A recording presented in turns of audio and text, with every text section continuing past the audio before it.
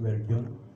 Mga ganun po dapat ang kanyang makakaging ka-sparring kasi din sa pagdating naman po ng sa lalo na po sa sa US talagang marami hong katapat talaga si Will Jan doon kahit amateurista lang napakalalaki ho. Kaya dapat talagang mapalaban din talaga siya ng malalaki sa sparring. Last question po, kailan nyo gustong umakyat ulit si Weljon sa ring? Siguro po after ng training namin, di ba, pagpunta po namin ng ibang bansa, so possible kung kaya namin ngayon December or January, February, dapat may laban namin ng championship region. So, importante po talaga makapag-training kami na makapag-training para anytime na merong hamon, nakaready po kami lagi. Sir, may expected na laban si Pacquiao sa January or February. Si Weljon ba pwede niyong ilapit para may makalaban siya dun sa laban ni Pacquiao? Ay isa pong karangalan para sa amin kung kami po ay papalari na maisama sa paboxing ni Sir Manny lalo sa birthday niya. Napanaki pong karangalan para sa amin na maisali si Sir Manny. So pag si Sir Manny nagsabi sa amin, parang napakahirap tanggihan. Kasi idol natin siya. Yeah. Next question from Jerry. Good morning po. Kabahan na sila. Nabanggit nyo na lang yung sparring, no? Baka gusto nyo mag-warm up this coming Southeast Asian Games kasi nabanggit ni POC President Bambol Tolentino yesterday na sinama si Weljon sa lineup nung amateur boxing team natin. So, ano yun po doon? Ano masasabi niyo?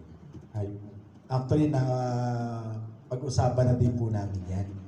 So sa tingin ko, mas maganda makapag-personal tayo ng wala namang hindi Mas siguro pa, mas maging formal na lang yung pag-meeting para dyan. So sa akin, hindi kami hindi kami hindi. Pero kung mapag-meetingan natin na maayos, wala namang po problema. Ano ba? So, bali wala pang nagaganap na puntahan? Wala pa po kaming agreement for that. Pero open po kami para sa negosasyon. Kailangan ba yung Amateur Boxing Association ng Pilipinas ang kakausap sa inyo or yung Philippine Olympic Committee po? Basta open po kami sa lahat. Kahit sino po, open po kami sa lahat. Kasi una-una, William Mindoro, Pilipino. So, ano ba ang sa atin is may pagmalaki natin yung bansa natin. So, wala naman pong dahilan para ipagdamot namin si William Mindoro para dyan. Kasi karangalan naman po ng Pilipinas ay naglalaban natin dito. Well, dyan naging ano ka ba dati as national team pool or ano? Hindi. Sa amin kasi doon sa mga del Sol, may sports academy doon na lahat ng mga athlete doon na kumira, nagtitraining. Doon na ako na photo din na mag-boxing. Tapos doon, lumalaban ako sa palarong bansa. Pero hindi ako umabot sa national team naman ganun. Batang Pinoy, lumalaban din ako. Pero bronze medalist lang ako doon sa Batang Pinoy sa Tagum 2016.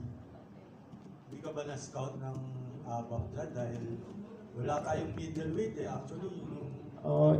Hindi ako na-scout kasi dati kasi malit pa ako dati. Yung mapayat. Pero matangkad. Matangkad.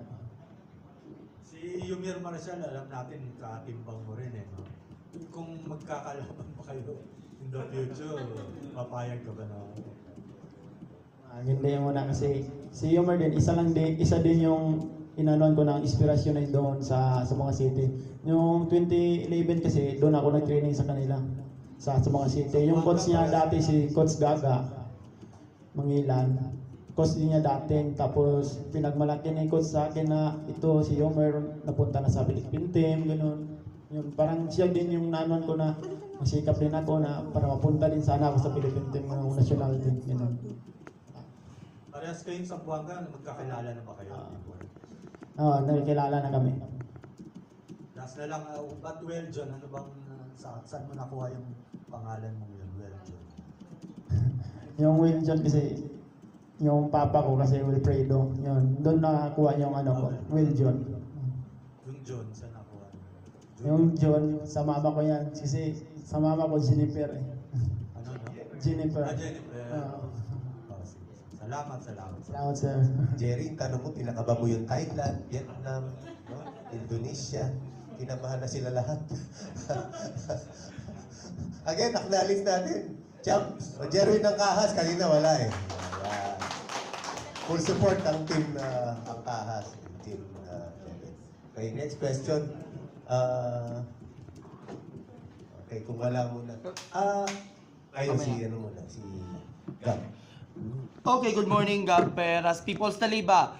Kay John, balikan ko lang yung last fight ninyo, last August, kung saan nanalo ka against 15 win in as many fights against Colombian Diomedes Portes, dyan po sa may Plant City, Florida. Ano yung strategies ninyo all throughout the fight na nagawa ninyo upang marating ninyo yung solid unprecedented record na 15 wins overall? Ano ba yung 16 wins. 16 wins? Ano ba yung strategies, secrets, or gusto mo i-share sa atin? Ano lang, training, saka disiplina. Tapos, kung ano yung training namin sa coach namin, yung game plan namin, yun lang sinusunod ko din.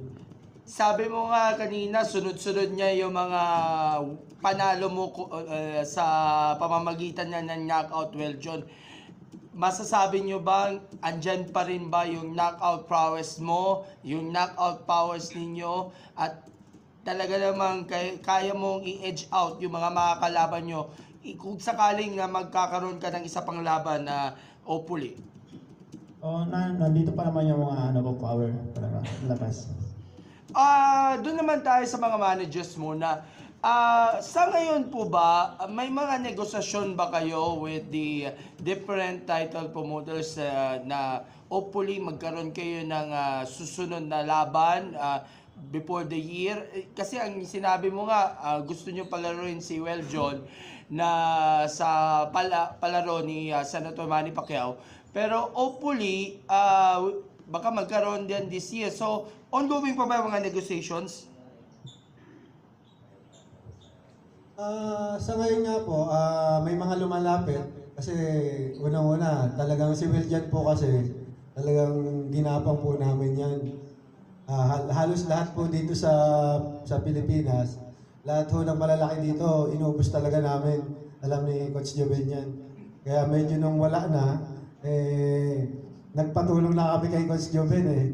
Talagang wala na talaga eh. Wala nang madali dito si Belgian. So, may mga negotiation po ngayon na inaayos po namin. So, yun nga, kung sino po yung magandang opportunity para sa career ni Belgian, yun po ang uunahin natin. Naka-open po naman tayo para sa kagaganda po ng career ni Belgian.